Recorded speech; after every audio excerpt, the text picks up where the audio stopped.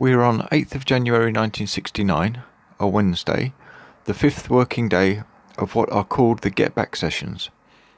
George had been watching television the night before, tuning into BBC Two's Europa, the Titled and the Unentitled, which featured in its footage a waltz sequence. Inspired by the music, he came up with a new song, I Me Mine, which he brought into Twickenham in the morning. Now, I Me Mine was initially just a verse in 3/4 waltz timing, but when the Beatles got down to rehearsing it that afternoon, Paul had an idea. 1, 2, 3, 1, 2, 3.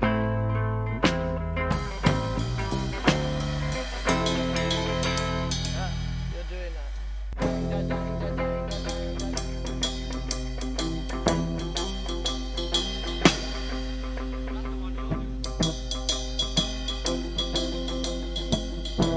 Try that bit, going down. That sounds like it'd be a good sort of That?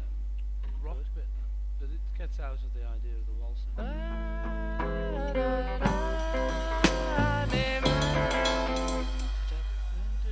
The first one is dang da dang da da.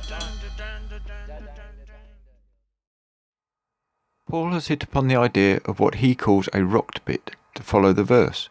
You can hear on the tapes how focused his mind is. He's locked onto this idea. He knows it's a good one, so he leads the group into something.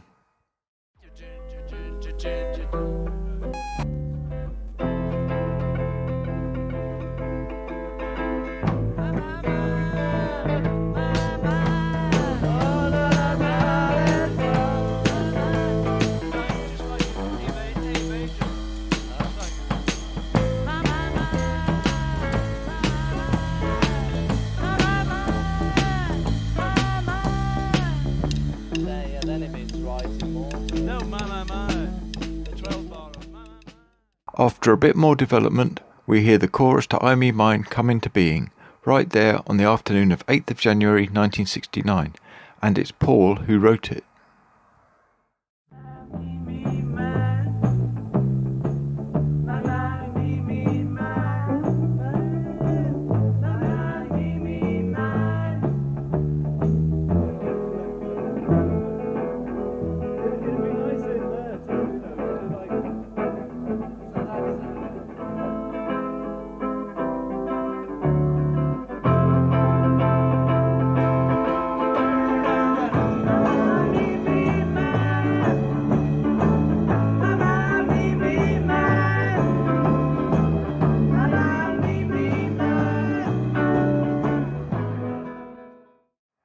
By the end of the session, it's pretty much defined and embedded in the song. Thus, I Me Mine turns out to be partly written by Paul McCartney. It's a Harrison McCartney composition, more than a decade after the last one, in spite of all the danger. This story and many interesting discoveries are discussed in my new book, Let It Be, The Making of the Beatles' Final Album, Part 1.